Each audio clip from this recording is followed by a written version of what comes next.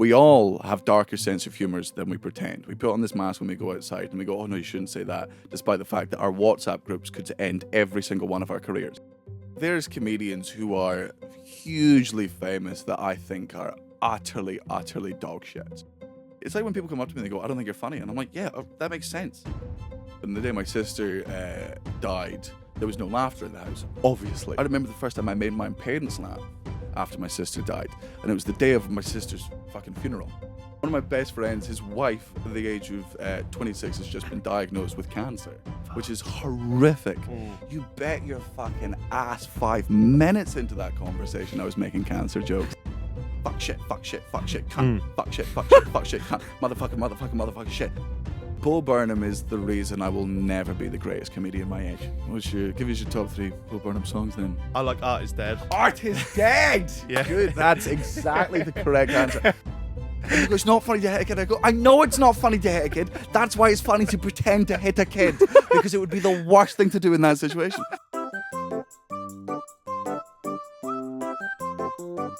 Hello guys, how you doing? It's me, Jack Mate, and welcome back to Jack Mate's Happy Hour. We've got brand new mic covers. Marvellous. Gone up in the world a little bit. We are joined by a great guest today, a guest that I've been a fan of for a long time, comedian Daniel SLOSS. How you doing, mate? You all right? Good, buddy. How are you? Yes, I'm very well, thank you. Thanks for dropping in. Thanks for having me on a fucking hoaching day. It is, mate. It's very hot and it gets fucking boiling in here. I'm looking forward to it. Oh, mate. It's one of those ones where you suddenly realise I got on the tube and you realise it's one of those shirts where you're like, this shirt was just designed to show pit stain. Yeah. Like, I'm pretty sure that's the only reason why it was made, why they picked that fucking colour. Mate, they're going to be so much worse. Oh, it's going to It's going to look like I've just been to the fucking gym and I have not been for years. You've been a bit ill, Stevie, haven't you? Yeah, you're not going to catch anything. Yeah. But I've spent my last 3 days in bed. So Nice. so when you say that Daniel's not going to catch anything, how can you I think it was heat stroke. You can I'm go gonna now say- if you want to. Man, no. Like, one thing I've learned in life is if you drink enough alcohol, no disease can survive within inside you. Proper Scottish mentality, that. Yeah, absolutely. I hadn't been sick for years and years and years, and there was 1 week I took off drinking. And I got the flu, and I was like, "Well, there it is. There it absolutely is. Never again." Yeah, I don't need any more science than that. Like, fuck your peer-reviewed studies. It's like I've done the test myself. Yeah. If I drink this much, any germs inside my body either just decide to die, or live it up. As a party. Yeah, they go in there, they get sort of soaked up in the whiskey, and they're like, maybe we won't make them sick. Maybe we'll just have fun. What's your go-to drink? I need alcohol. I've got the fucking drinking palate of a 47-year-old widowed woman. Really? I'm into gin. Yeah, I like gin. I love gin. Pink gin? Pink gin's all right. Yeah. I'm a big fan of wine, red wine particularly.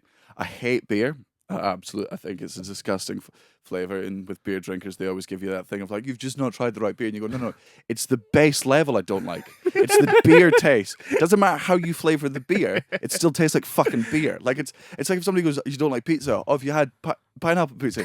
I don't like pizza. Oh, but what about pepperoni? I don't like fucking pizza. It's the pizza I don't. It doesn't matter what you add to it. I don't like the thing. Bitter is not a fun taste for me.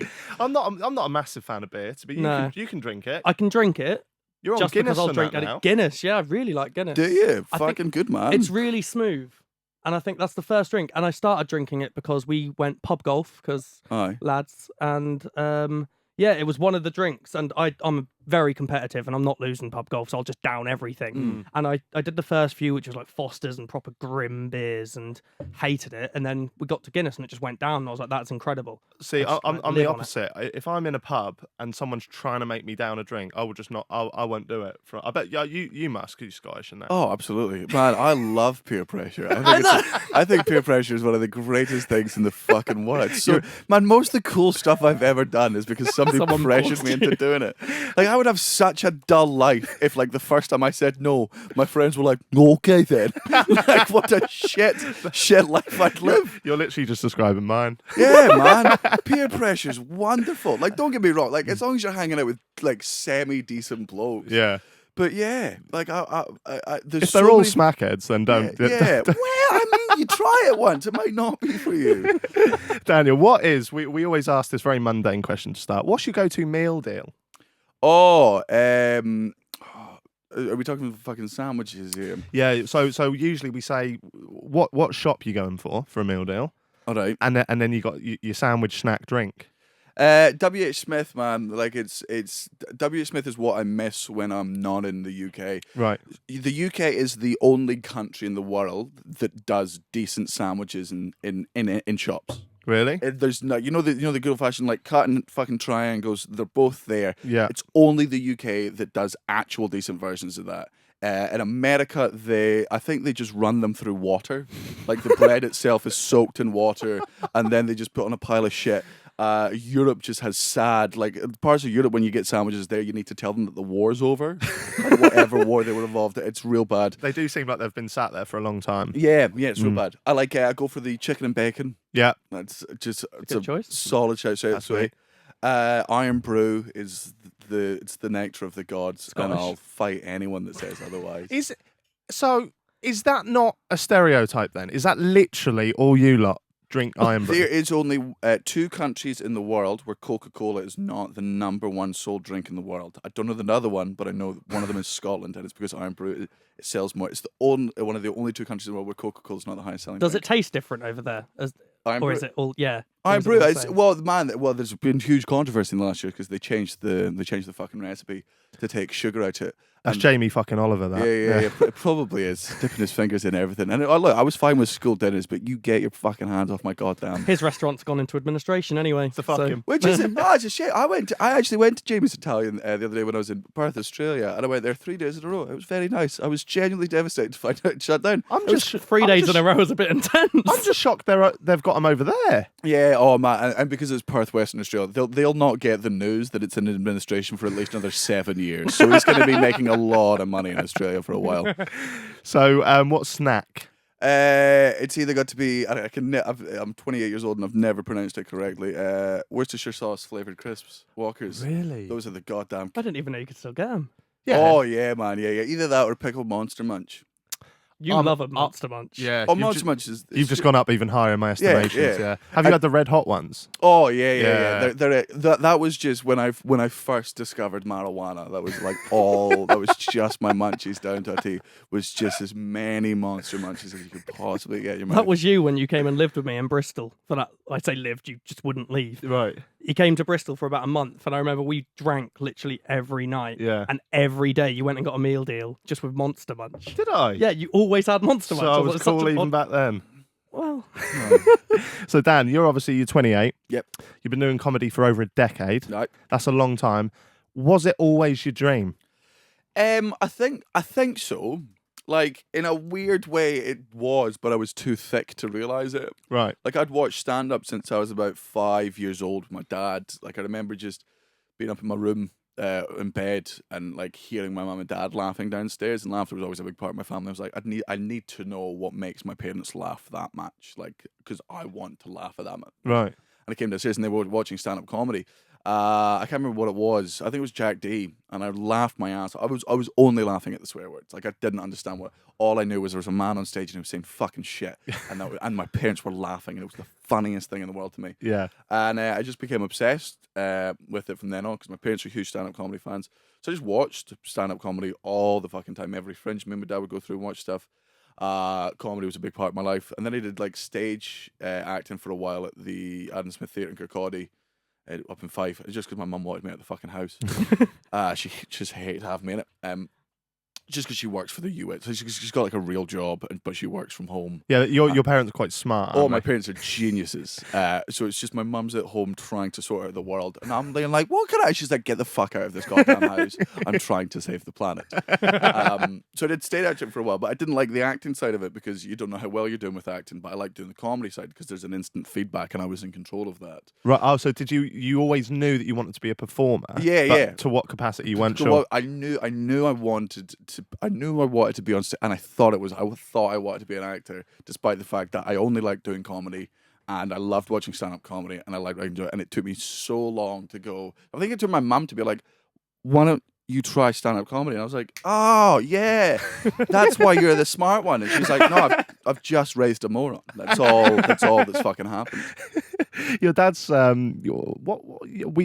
wrote this down. What does your dad do? It's very fucking clear. He's got 10 patents. You said he's got bare minimum 10 patents to his name. He's my dad's a computer programmer, but he's one of the smartest men in the world. My dad was on 3 seasons of Robot Wars and created a robot that the BBC described as illegal. What makes it illegal? Oh, it was 100% illegal. Like, there was no way we were allowed to. There was I don't know how much you remember. Did you watch Robot Wars? Yes, fucking love Robot Wars. Childhood. Right. So if I'm on YouTube on Robot Wars, there was a robot called Bot Out of Hell. That was one of our many robots on the show. There was. Do you remember Hypnodisc? Yes. Yeah. Right. So everyone remembers Hypnodisc has a horizontal disc. Hypnodisc, I think, was about 17 horsepower, and it was a aluminium blade. My dad saw one season of Hypnodisc and was like, "That's fucking great. That's such a good show. It would spin fast and destroy robots." So instead of putting 30 kilograms into the blade, my dad got one of the diamond encrusted blades that they use on oil rigs for cutting through miles and miles of rock to get to oil. He got one of his mates who works on an oil rig to steal it, and he basically cut it. It weighed about 75 kilos itself, and the maximum weight of your robot is 100 kilos. So he managed to like cut bits out of it, get it down to 50, and then it was just he put it horizontal so it was spinning backwards, and it was I think it was 9 times more powerful than Hypnodisc's one. And we did one audition with it in Glasgow where the opponent's robot was swept off the stage. And then we took it down to the London heats and we revved it up backstage and just one of the hell. And we had to do it inside, my dad had to do it inside a bulletproof fucking chamber to get it right. And just one of the health and safety guys was like, "You cannot under any fucking circumstance use this. Like, this is so illegal." He was like, "What, illegal on the show?" They're like, "No, illegal in the UK. We don't know how you made this. Like, this is not allowed." There shouldn't be any kind of constraints. No, man, but if this thing came out, like, it goes through rock, it would have got, doesn't matter how thick bullet, it would have gone through all of the fucking, if something went wrong, it would have gone through and killed 90% of the audience members. So they were just like, "You can't use this." So we went on the show, we got absolutely fucking dusted. But because my dad, being the genius he is, like, came off stage and the house robot guys were just like, "How did you get it to do that?" And my dad was like, "Oh, you do this." And he was a giant nerd. And they were like, "Do you want a job for like 3 weeks?" So I spent 3 weeks like off school in the Robot Wars fucking arena as a 10-year-old fucking stealing sweets off of Craig Charles, fucking kissing Philippa Forrester, living the goddamn dream. It was bliss. That's mental. I just want to quickly go back to when you're at school, because I guess I'm a bit of an aspiring comic myself, and at school I didn't realise until halfway through that I quite like making people laugh, and then I was just kind of one of them little dickheads that would do anything for a laugh that got myself in trouble. Were you like that? Or because some comedians that have come on, they said that they're like quite introverted, it's one end of the spectrum, really.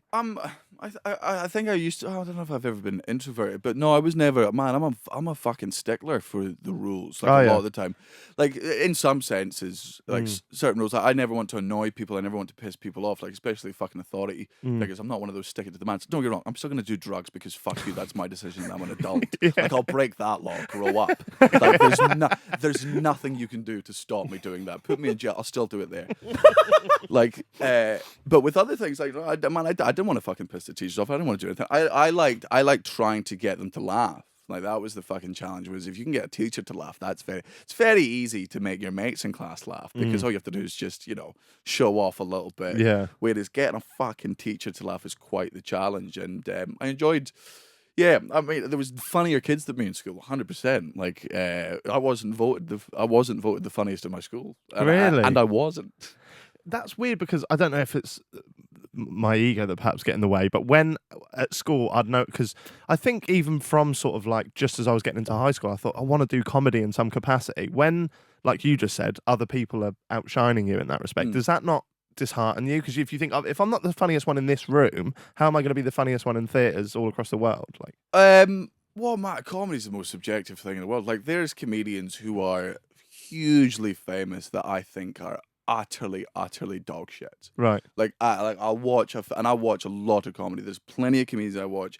I'm just like, none of this is funny. But they're selling out arenas and they're destroying it, right? And I've got no problem with that, man. Like, fucking, because they're not taking any audience away from me at that point. Like, first of all, people go see more than one comedian at a time. Even if they've got a favorite comedian, they'll go see a lot of comedy. And also, it's not a direct competition. Like, they're not. We've got different types of fans. Different people like my comedy. It's like when people come up to me and they go, "I don't think you're funny," and I'm like, "Yeah, that makes sense." Like, man, if everyone enjoyed my comedy, I'd fucking hate myself. Yeah. Like, see if everyone across the board thought I was brilliant, I'd be like, "I'm doing." You're not challenging anything there. You're not pushing any fucking boundaries at any point. Yeah. If you're just your porridge, congratulations, you're filling, but you don't do anything. What made you? Because obviously your Netflix special, or one of them, is called Dark, and that's kind of a bit of that's what you do, dark topics and stuff. Do you? Why is that? Do you get a bit of a kick out of like pushing the boundaries? It's a mixture of things. Yeah, it's a power thing. Like there's, I like the feeling of, when the audience is laughing for so long and you take away the laughter from them and how uncomfortable they get, and they're waiting for you to make them laugh because they can't make themselves laugh in that moment. And if they do, they come across as a dick. They're waiting for you to, and I always enjoyed that. But then also, man, I will joke about absolutely fucking anything. Like I think, and we all do. And everyone makes horrible jokes when they're in fucking private company. I don't care who the fuck you are, and if you don't, you're the dullest person that ever lived. We all have darker sense of humors than we pretend. We put on this mask when we go outside, and we go, "Oh no, you shouldn't say that," despite the fact that our WhatsApp groups could end every single one of our careers. Yeah, if they were to leak. 100%. And I don't mean that exclusively from you, mate. I mean everyone in the world, everyone in the fucking world is in a WhatsApp group that if that WhatsApp group leaked, we're all dead. Like our jobs are over. Yeah. We're losing loved ones because you just say fucking things to make your friend. You say you say things to your friends to trust because you can get away with worse jokes then because they know you don't mean it. Like your friends. If I could say, I make horrible jokes about my friends all the time about their dead relatives or their any dead loved ones. One of my mates' dog died and we made memes about his dead dog all day because you would never do that in public. If somebody came up to me I didn't know was like my dog died, I would never be like ha because that's so awful. Yeah. But when it's your friends, I'm upset for you. You know I love that job. So what the funny thing is to do the most inappropriate thing in that situation because we can. It's the only time we can be inappropriate without getting into trouble because the only person that will get me into trouble is you, and I'm joking. I don't mean it. 100%. Do you think that's a fairly British thing? I think the Brits are the best at it. Right. I will also include the Aussies in that list. The Aussies have a wonderful sense of humour.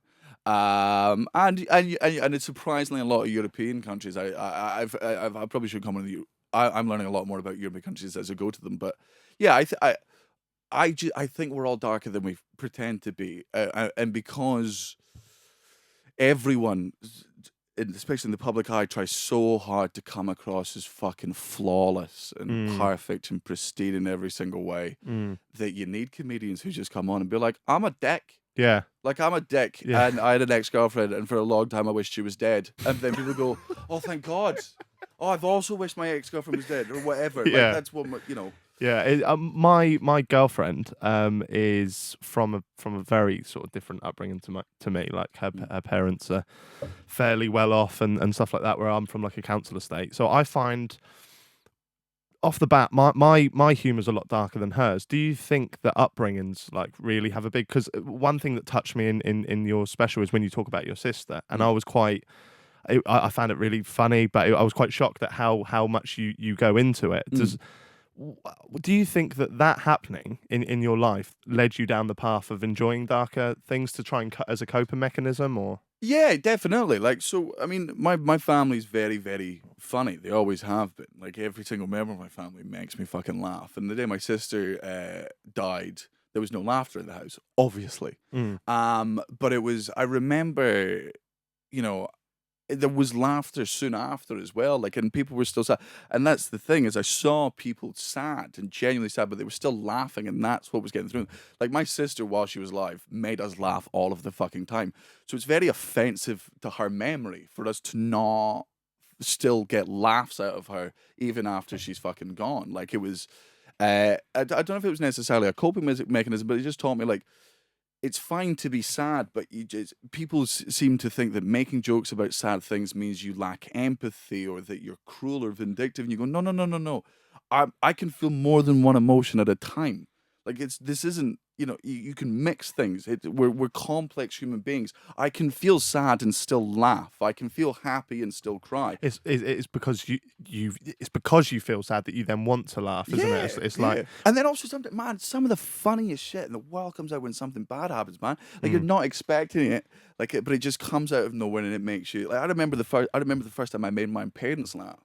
after my sister died. And it was the day of my sister's fucking funeral. Now, I wasn't allowed to go to the church ceremony because I was an angry little atheist and they just didn't expect me to be able to shut the fuck up or show any form of respect for my very religious family. Well, I would just be said to be like, this is all bullshit. So they left me at home playing fucking Dreamcast. And then, they came back and they were taking the bit where they put my sister in the ground. And my parents are standing out like the steps with me. And the hearse pulls up, and they're both just looking at this like 8-year-old boy just to see if this is the moment where it suddenly hits him, like, that his sister's no longer there. And this hearse pulls up, and I just go, limo.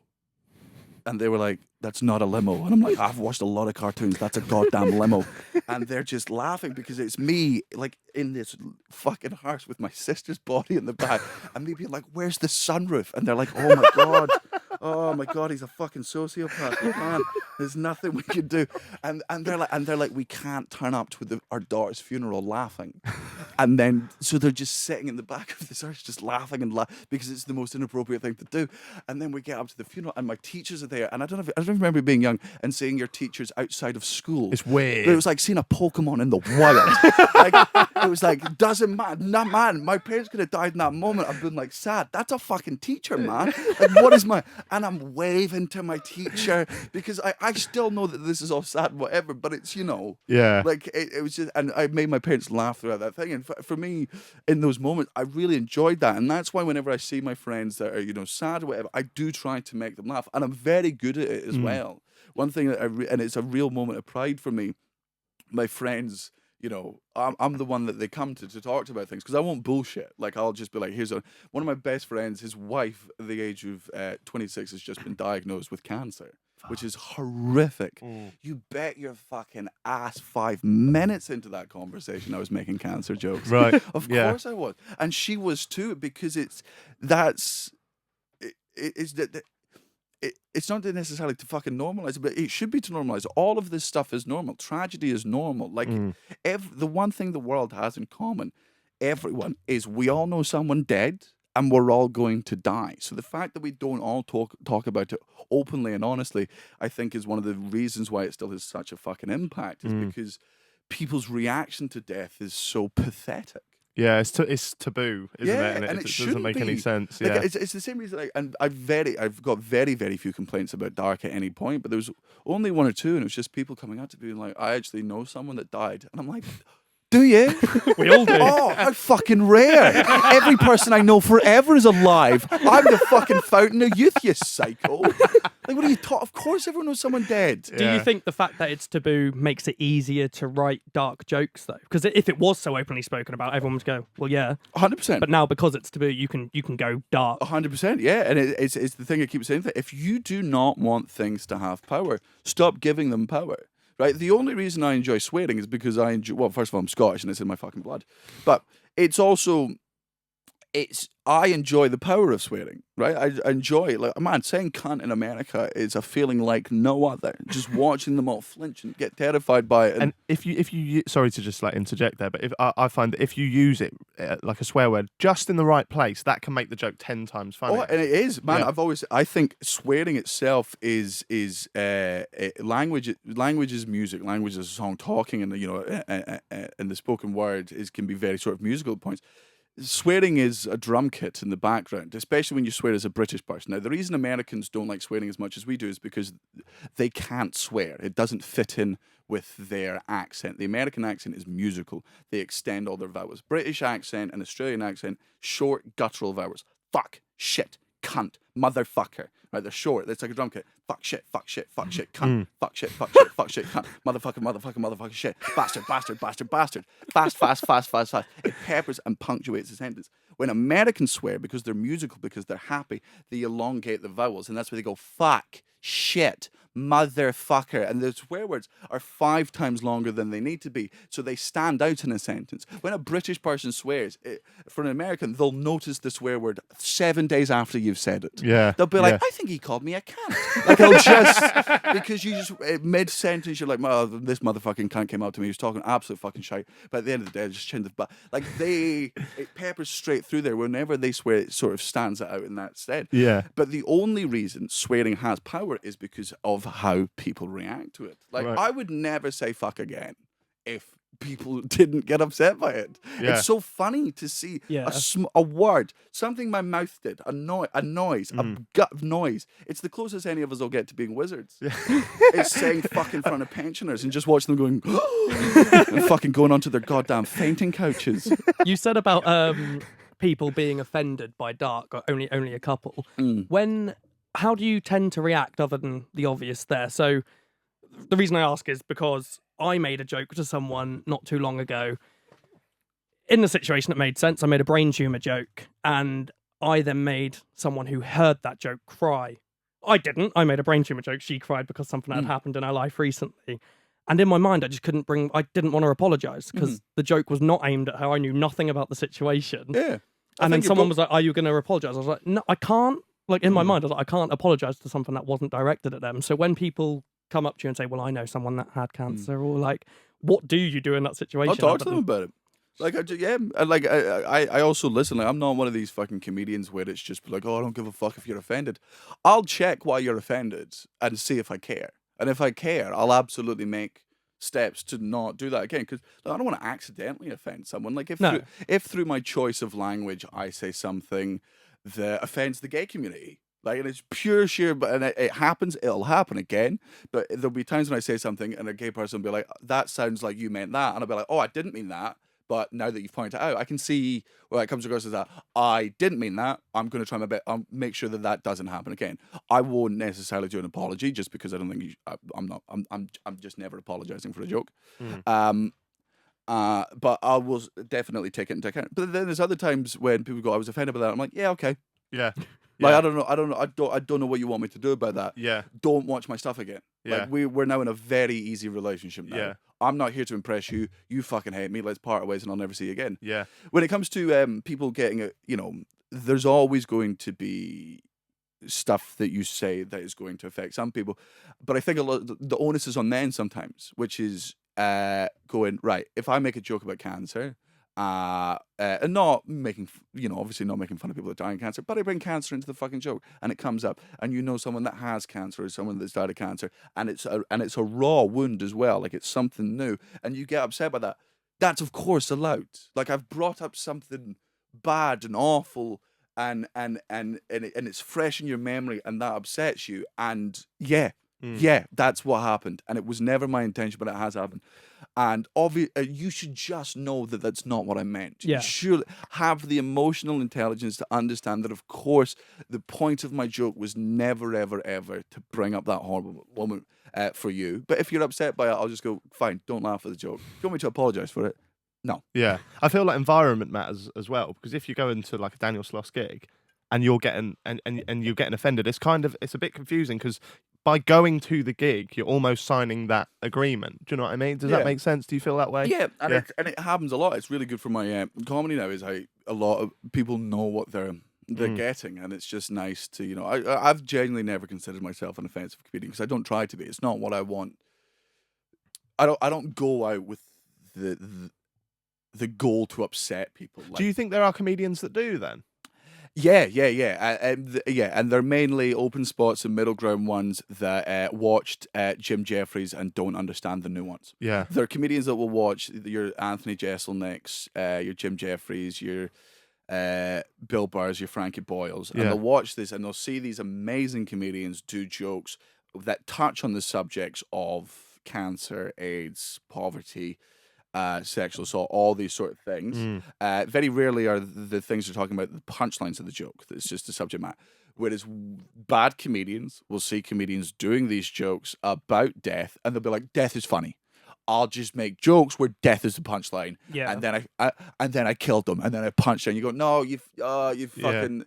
You don't understand the recipe. Yeah. Yeah, it's when you don't see the intelligence behind it. Yes. And that's where the mistakes made. And that's and I think that's a problem that happens a lot with offensive comedy, is people see there are comedians who go out there to do that because that's what they think their favorite comedians are doing, and because they just haven't worked out yet. It's like in one of my recent videos, I moan about that YouTuber that bathed in bleach, or pretended he bathed in bleach and didn't disclaim that it was actually not fucking bleach when he's got kids watching. And then in the video before that, I was watching some content that I hated, and I was like, it intercut with me just pretending to sip bleach, like because and people going, "How can you moan at him for this when you're doing that?" It's like, it's completely fucking different. Like, I'm making a joke here, and it's clear I'm making a joke, whereas this guy's done a video going, "Guys, I'm now about to bathe in bleach." So I think with your thing, when you said about that joke, some people are just stupid. Some people will just hear words like cancer and go, I'm offended. So you don't know why you're offended. Yeah. I wish you'd have had a conversation with that person and asked, because I'd like to know. Well, I want to go back to when you first started stand up, because it's something I keep meaning to delve into myself, and I'm just a bit of a fucking pussy. So when we have comics on, I try and learn from them. It's kind of like my own sort of personal lesson. So one issue I have is when I write a piece of what I consider to be okay stand-up, I'll come back the next day, and because I know it now, I will just find it the least funny thing ever. How do you trust your content? How do you trust your bits? Good question. I get bored of my bits. I mean, I've been doing this tour since fucking September last year, and it's doing the same jokes every night. I forget why the jokes are funny, and I guess this when you do them over and over and over and over and over and over again, it's like saying the same word over and over again. It stops making sense. You stop understand why it's funny. It's the audience, man. Like a lot of my confidence comes from I've been doing this for so long, and I'm very good at what I do. So I still write some fucking shite, but there's a lot of the time where I go, the joke will be shit, but I know there's something good in it. I just trust myself a lot, and that it just comes from doing this for so long and being an arrogant sack of shit, to be honest with you. That is pretty much like when we had Gervais on. He said exactly the same thing, because that's what I sort of admire most about you guys is the sheer fucking bravery to go out there and do something. And I think even you'll agree at your level now, as someone who's sort of sussed it, you'll do gigs and there might be the odd joke that doesn't get a laugh. How do you stay firm in that moment? And, they're wrong. They're 100% wrong. And whenever, like, it's one of two things: either it's a newer joke where I know it's funny, and I haven't polished it enough yet, and that audience not laughing is good because I'm like, all right, cool, it definitely needs more work. But man, when I've done a joke fucking 50 times and I know it works and an audience doesn't laugh at it, I'm just like, you're just wrong. Like, statistically, you're all an anomaly. I've been a comedian for 12 years. You've been an audience for 35 minutes. I'll tell you what's fucking funny, right? Like, it's my area of expertise. And because I am, and the thing with audiences, I'm the biggest comedy fan in that room as well. There is not a single audience member in any of my audiences that has watched more stand-up than I have. Like, it's my fucking passion. So if people are like, that's not funny, I'm like, you're wrong. Like, I'm sorry. I'm the fucking expert in this. You can, like, man, you can have your own taste in food. Everyone's got a different fucking palate. But you do not have the balls to walk into a Michelin star restaurant and be like, well, this is not really what I kind of prefer beans on toast. Dig it. It's because you're simple. I'm a connoisseur. I'll tell you what's fucking good. Is that something you had to learn? Or have you always been that way? It's self-fulfilling prophecy type thing. Like, when I started so young that I was too stupid enough to be scared by the concept of stand-up. Like, it was just the arrogance of youth being like, why wouldn't I be the best at this? It makes no sense that this would be scary. And then I did it for long enough that after about 3 or 4 years, I was on stage once. I was like, this is actually quite an intimidating thing. But I then had 4 years of experience behind it. And then also, the one thing you got to remember is the audience is both the smartest people in the room and the dumbest people in the room at the same time. They are the most intelligent in the room in the same way that if you are scared, they can fucking smell your fear. Like, if you give off any sort of not confidence, they'll sit there and be like, well, if you're not confident in what you're doing, why on earth should I be confident in your ability to make me laugh? That being said, I think confidence is like is the most, apart from the female orgasm, is the most easy thing in the world to fake. Right? I think it's so easy to fake confidence, and the first person that starts believing in the confidence is you. If you look at fucking Conor McGregor, right? That's my advice to everyone. Is I'm like, just spend a day pretending to be Conor McGregor, even as a joke. And I guarantee tomorrow you'll be happier. Like you'll be more confident tomorrow. So if you go on stage and you act fucking confident, and the audience is there, they'll go, "Oh, I trust him or her." Like they'll be, and even when a joke fucking bombs, only you know that it was meant to be a joke. So if you say something and it doesn't get a laugh, just don't blink. Yeah. Carry on. Yeah, and they'll be like, "Oh, I guess that wasn't a joke. We'll just move on in that sense." Fair enough. Do you notice a big difference in audiences? So your special was in America, which obviously for British comedians can go down one way or the other. You even mentioned on one of your gigs that 40 people walked out fairly quickly. What made you want to do that in America, such a big thing, opposed to having a British audience that you know will truly understand it? In all honesty, so Jigsaw we filmed in Sydney, Australia, just because it's one of my favourite venues and the Australian audiences are amazing. We filmed Dark in LA just because I was told to. Really? Very simply, I was told to. What do you think the reason is behind that? Then? For the American audience, because it was for Netflix and it's easier for the production team. So we had our own production team. I filmed Jigsaw myself and then sold it to Netflix. Right. And then and it was part of a 2-thing deal. So then they came on and they were like, "We'd like to do it." And man, I trust Netflix implicitly. They knew what they were doing. They're like, "We know this amazing venue. We know this amazing director. We know all this." And I was like, "Oh yeah, that absolutely that." Yeah. And like, "We can get you." So I was just like, we'd done it once our way, and I was like, we want to learn. And you bow to the fucking superior knowledge of Netflix. Fair. So we let them just go through there. And do they have to? This might be a silly question. Do they have to vet any of the stuff before it goes on because of the American audiences? No, not really. Like, there's not like a maximum cunt level. No. There would have been, like, if it was on TV, absolutely. But the joyous thing about Netflix is, they can do whatever they want. Right. So no, I didn't really have to tailor too much stuff. The only reason I don't film things in Scotland is I recorded my DVD in Scotland, and the one thing I know about Scotland, and I fucking love my home country, but I know what we're like as people, and I know this is bad. There's nothing funnier than fucking up something important for someone. There's just nothing funnier than that.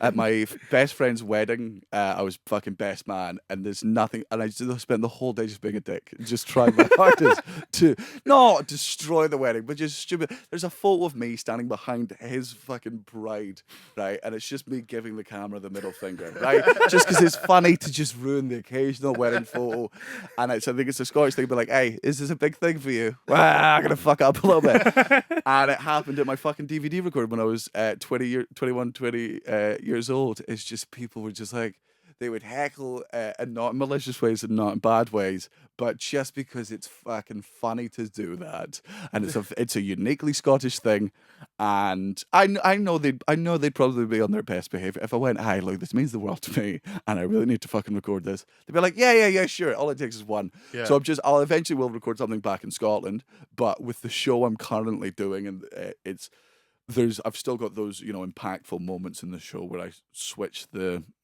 tone of it. Right. And I just want to, Scottish audience is an audience that I 100% love, but I do not for any second 100% trust.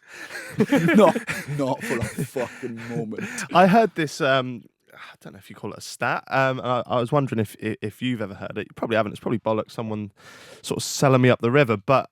Apparently, I noticed on a few gig posters that Norwich was often the first date. And I can't remember who I said, but somebody said it was because Norwich audiences are literally like the most easy to make laugh. So if you don't get a laugh in Norwich, you won't probably get a laugh anywhere else. I've heard that too. Have you? What about specifically about Norwich? Specifically about Norwich, yeah. It was the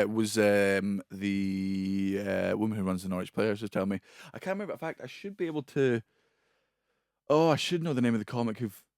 I don't know who started it, but apparently it's true. And Norwich are great audiences. There are some places in the UK, and you never want to tell people this, but you just go, there are some places in the UK that are just infinitely better to gig in than other places across the fucking board for everything. Yeah. What's the best places for you? For me, best places are Glasgow is just mental, but in the best possible way. Yeah.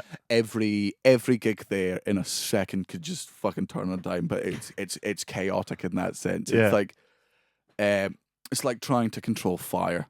Like there's only so much you can do. They're just being like, as long as I don't get burned, or as long as I don't burn down the place. Do you like that? Do you thrive off that?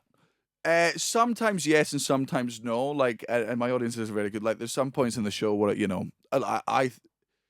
I fucking hate heckling. I think it's one of the rudest things in the world, not just to the performer, but to everyone else in that audience. Like, people that saved up money, fucking got babysitters for the kids, organized fucking trips with friends to come out specifically see this fucking comedian.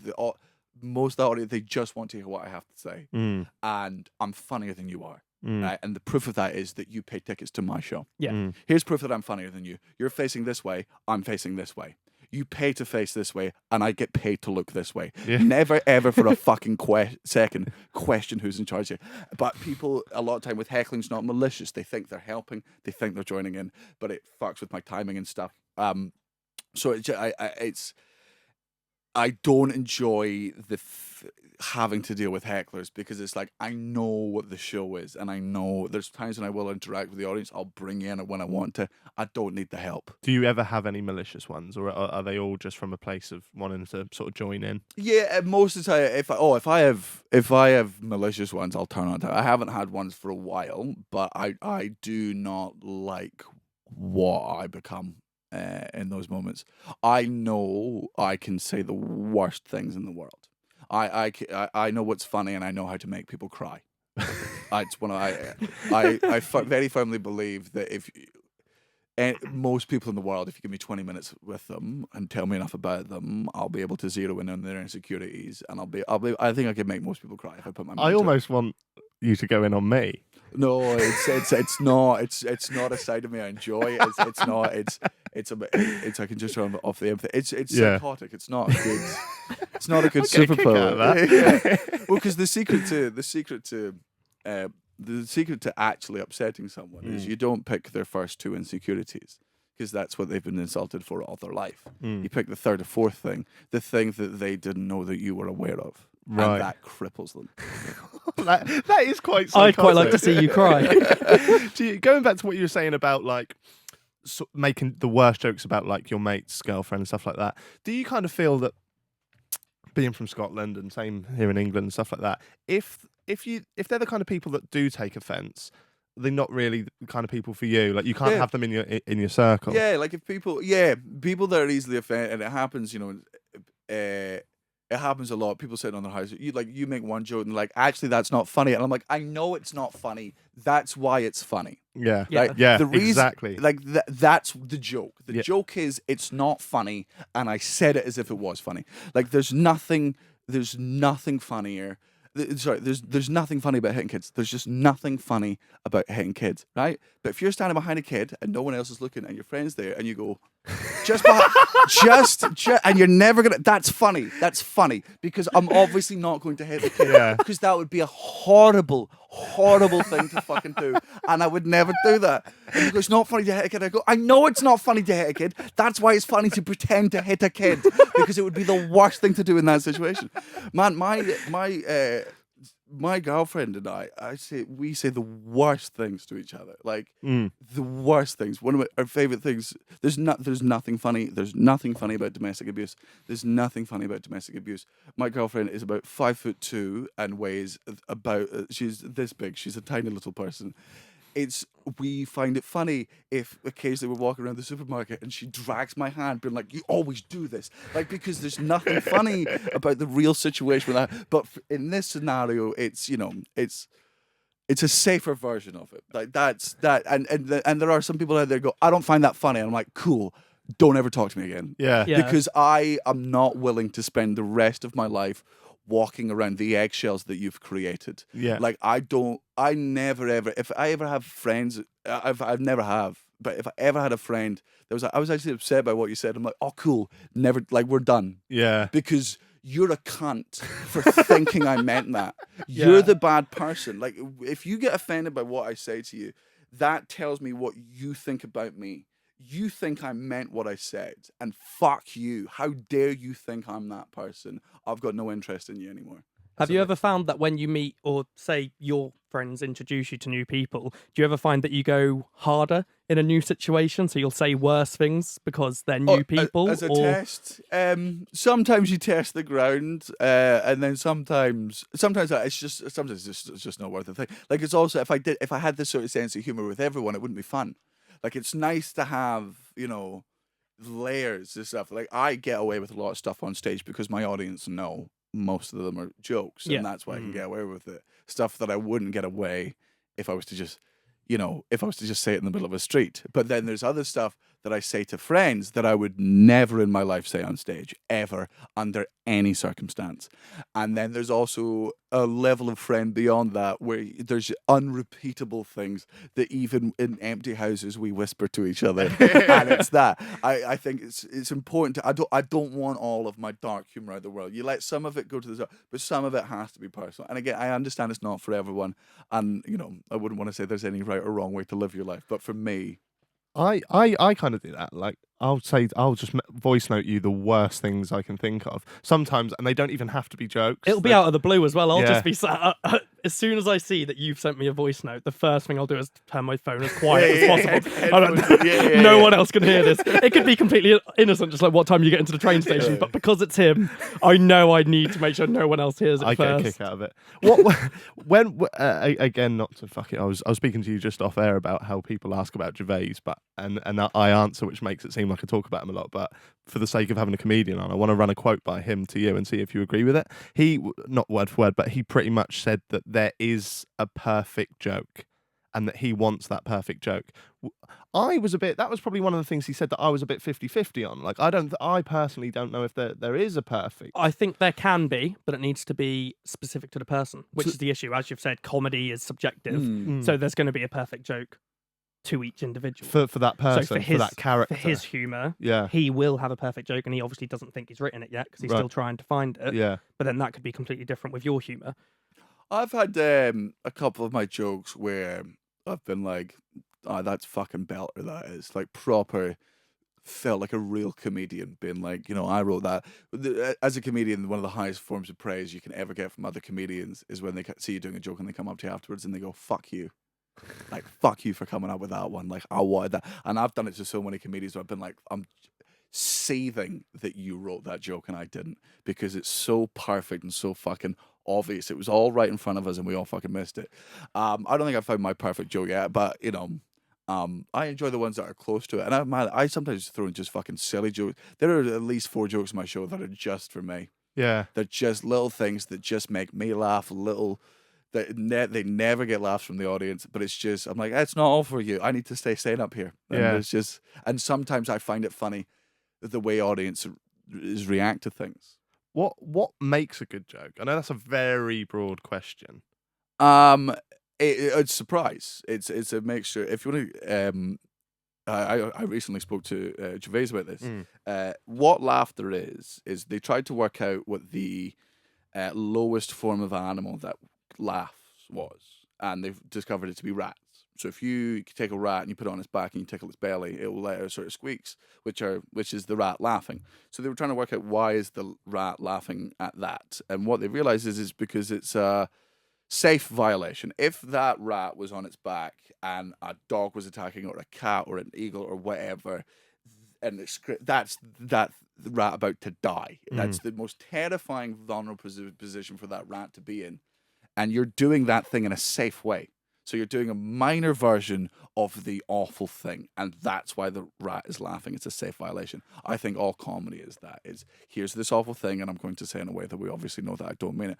So I think the perfect joke involves something where it's that, which is, for me, my perfect joke is, that is absolutely a horrible thing. That's so fucking bad to do, but you phrased it in such a way that it's safe. You've made this thing that shouldn't be laughed at, laughable at. That's power. And that's like giving the audience the freedom to say, you can do this now. You can do this. Like, nothing, there are powerful, horrible things in the world, and the great equalizer for all of them is laughter. It doesn't matter how, if any bad moment you have in your life, if you're able to laugh during that, you've absolutely fucking bitched it. You've slapped it in the face. It doesn't matter what it is. The first laugh after all these things is you instantly. It doesn't matter what hardships fucking befallen you. The second you're able to fucking laugh at it, doesn't matter how much it beat the shit out of you. You've won. Yeah. The second you're able to laugh at it, you've won. Do you think that's what keeps you? What does keep you motivated? I love this job more than anything, Matt. Like, I never, when I started, thought I was going to be a comedian. Like, I never thought I would ever get to this fucking level.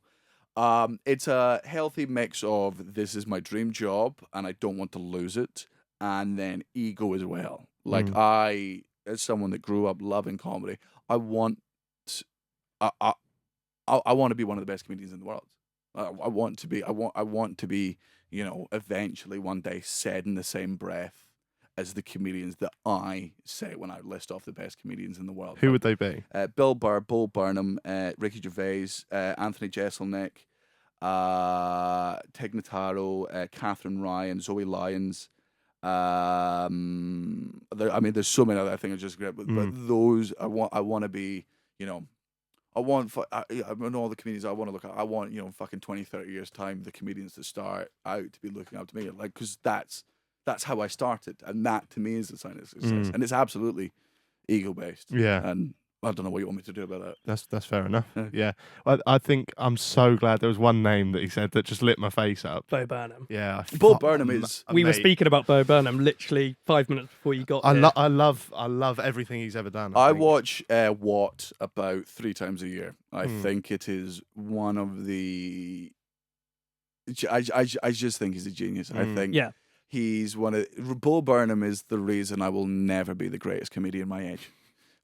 He's 1 month for 1 month of the year. I'm the greatest comedian my age, and then it's my birthday and I turn the same age as Bo Burnham again, and it's another 11 months of second place.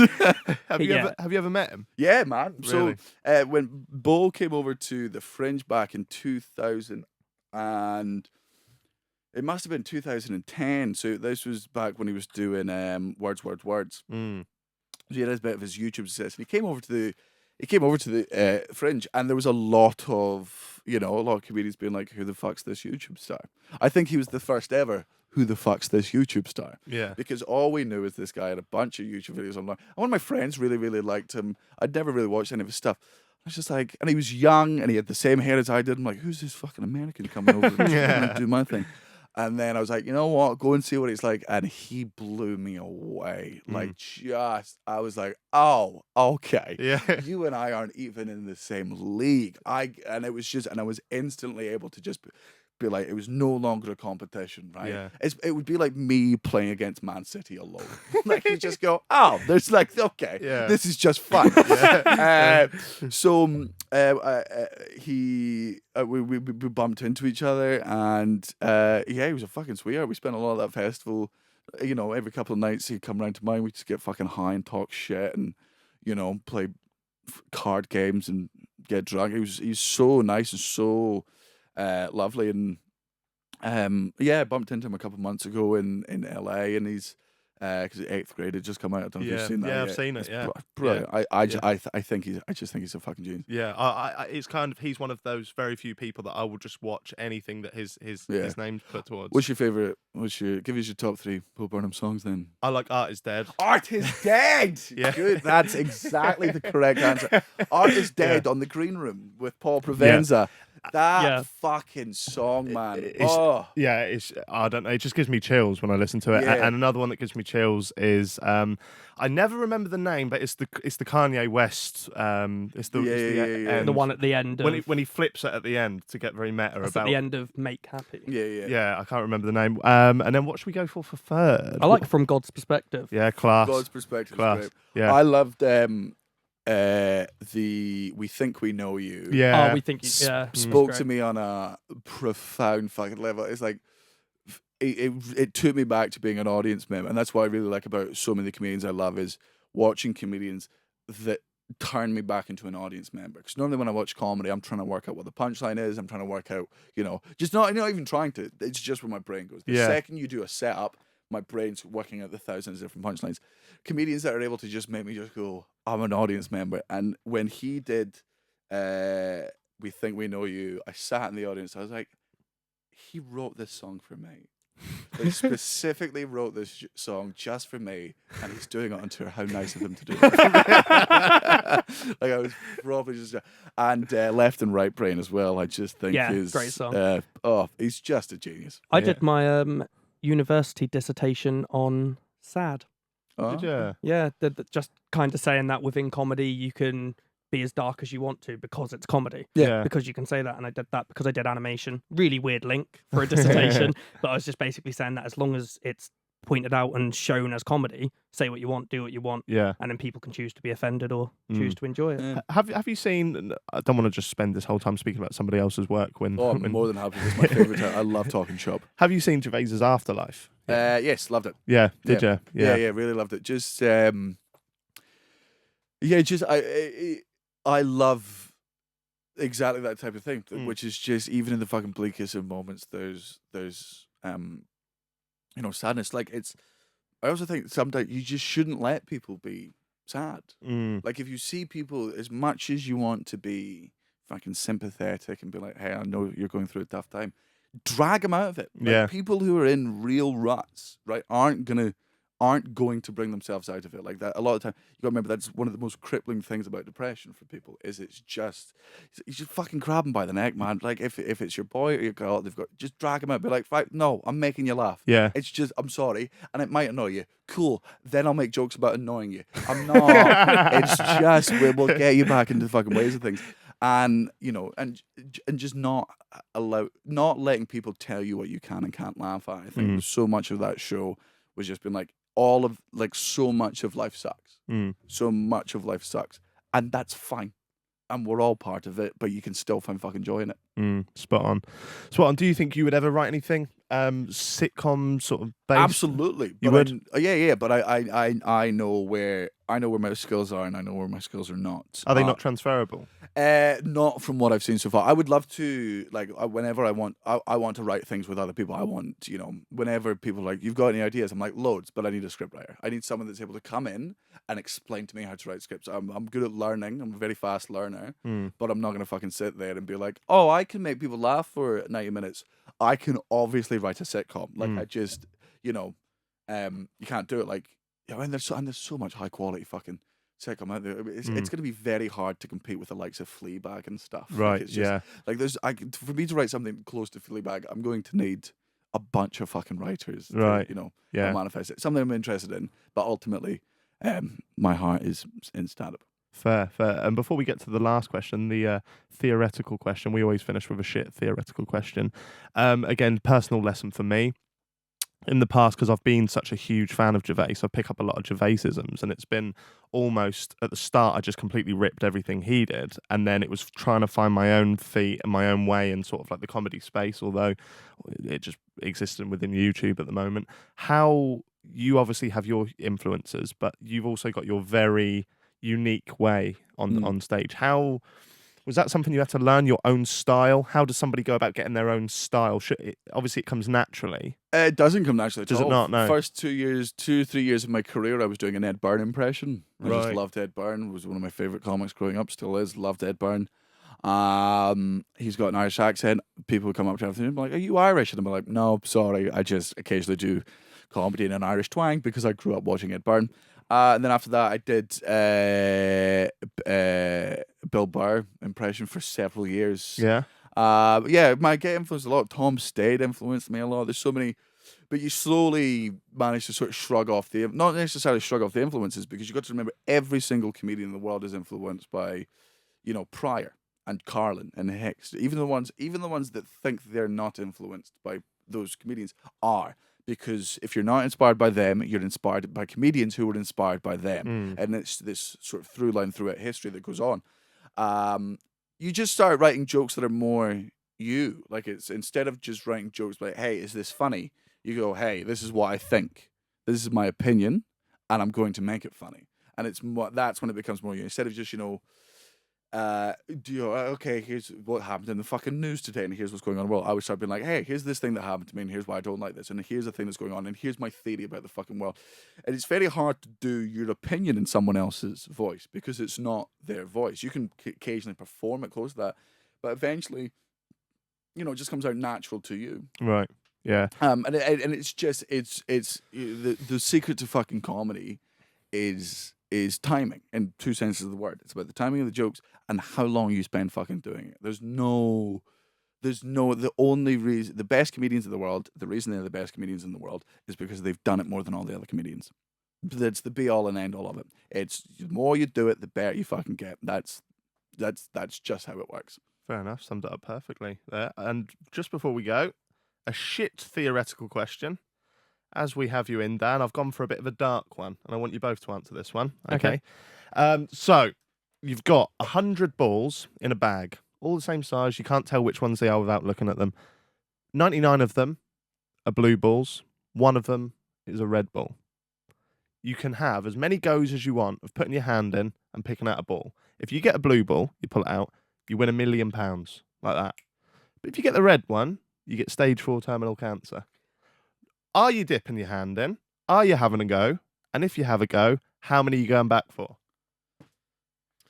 So how much per blue ball? So you get £1 million per blue ball. There's 99 million up for grabs, really. But if you get that red one, you're fucked. 3. Yeah? Yeah, 3. I don't. That was a very quick answer. Yeah. Nobody needs more than £3 million. Do you have to stop once you get the cancer?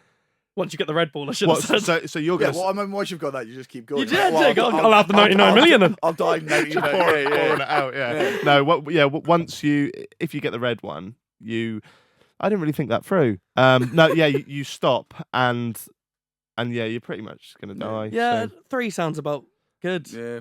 I don't know if I'd be happy with 1 at the moment. You're going to say like 50, aren't you? No. Like I said at the start, I'm a fucking pussy, mate. I don't know if I'd have a go. But you're also a gambling addict. But I reckon I'd be the guy that gets the red one. Someone's got to get the red one. If there's 100 people in the room, someone's getting cancer. Oh, you're all taking turns now. I was assured it was just me in the room with the bag of balls. But yeah. I reckon, man, maybe even 1 or 2. Like nobody, you don't need more than £1 million. Like you just don't. Like, is it taxed? No, it's tax free. Oh, then just 1 is enough. Yeah. The likelihood of you pulling out just the red ball straight away is it's just very minimal. I would sit there. I'd probably go up to maximum fucking 5. I'd say I feel, but yeah, man, I would. But imagine the dread. I wouldn't even flinch with the first 2 balls. Statistically, I'm a logical person. Statistically, it's absolutely fine. Statistically, that's how likely I am to get stage 4 cancer anyway. It's probably less. Yeah, 1 in 100 is way less than the actual statistics of cancer. So by that logic, fuck it, I'll do 50. Like, fuck it. I'm just imagining some person with a needle there ready to be like, you fucked it. No, you just get it from within you. Just instantly. They don't administer it. Yeah, I've three max. Yeah? I wouldn't want to risk. And we're all football fans, so before you go, what's your predictions for Europa League final and Champions League final? I know you're a Chelsea fan, so try and remove the bias. I will. I'm very much able to remove the bias. Obviously I want Chelsea to win the Europa. I do not. We could do it. It's very hard to say. It's the joy of being a Chelsea fan is you could see the greatest game you've ever seen in your life, and then we'll just be utterly dog shit for no reason other than they felt like it. But you've got to see Hazard pushing for it before. Yeah. That's the thing. Like, he came in after we signed. He signed for Chelsea just after we won the Champions League final. So it would be a real nice sort of closer for him, and I think it would be great if I would love it. He's going to be really trying for it, but there's 10 other players who aren't as good. Yeah, who you never know how they feel on the day. And this is going to be. I'm a normal Chelsea fan, and I want to say this to my fans in Liverpool. Look, Liverpool is one of those cities where I was saying, as just across the board to gigging there, it's one of the best in the world. I cannot live in a world where Liverpool win the Champions League. I'm the same. Like, I love the city, I love the people, but as fans, just shut your goddamn mouth. I can't do it, man. Like, I can't fucking do it. There's an amazing comedian called Adam Rowe. He's a big fucking Liverpool fan. I can't live in a world where he's happy. I can't do it. He's one of my good mates. I don't want to see him smile. Why would I? That's awful. That's the opposite reason. No. But realistically, can you see Tottenham winning that? Man, I couldn't see them beating Ajax, but there you go. Like, it's the joyous thing about the football things. I like Klopp as well, and I'm a Chelsea fan, and I hate Tottenham. Yeah, but I just Liverpool winning the Champions League is as bad as England winning the World Cup, which is just so it's never going to end. It's never going. Yeah. Chelsea won the Champions League about, I think it was fucking 6 or 7 years ago. We won the Premier League last time about 3 years ago. When was the last time you heard a Chelsea fan talk about us winning the Premier League? That is actually a very good point. When was the last fucking time you heard a Chelsea fan be like, we won it 3 years ago? We don't mention it. Right? Yeah. We're very aware. I promise you, if Liverpool win the league or the Champions League, that's the next 70 years of all of our lives. Liverpool still talk about 2005. Yeah. The AC Milan final. All I hear is 2005 Istanbul. Constant. And rightfully, go on. That was a fucking stunning game. And if that was my team, no, you know what? Our Bayern Munich comeback was also very. Yeah. Di Matteo got us to the fucking Champions League final when we're having one of the worst seasons of our life. That's for me, a story of similar ilk. But I just. And I know this guy supposed to win, and I can't wait to go there and for them all to laugh at me and rub it in my fucking face. It's one of the joyous things about football fans. But I never in my life wanted to ever support Spurs. Yeah, I'm a West Ham fan, so that's a nightmare for me. Yeah, I want Tottenham to win. My dad's a massive West Ham fan, and his partner's a Tottenham fan, so that's an interesting house to be in. Daniel, it's been an absolute pleasure. Thanks so much for having me. Thanks for coming on. If you haven't already, go and check out the Netflix specials, Dark and Jigsaw. They're both on there as of November last year, and you're off on tour. Yes. Yeah, whereabouts you going? Oh, fucking everywhere, man. Everywhere? Yeah, absolutely everywhere. Just go to danielsloss.com. Everywhere from, we're doing America, we're doing Europe again in October. A bunch of UK dates added. I'm doing Russia in October. If you've got any Russian listeners. Just fucking everywhere. danielsloss.com. Perfect. Thank you very much, guys. This has been Jack Mate's Happy Hour. Cheers, Stevie. Cheers. Cheers, Dan.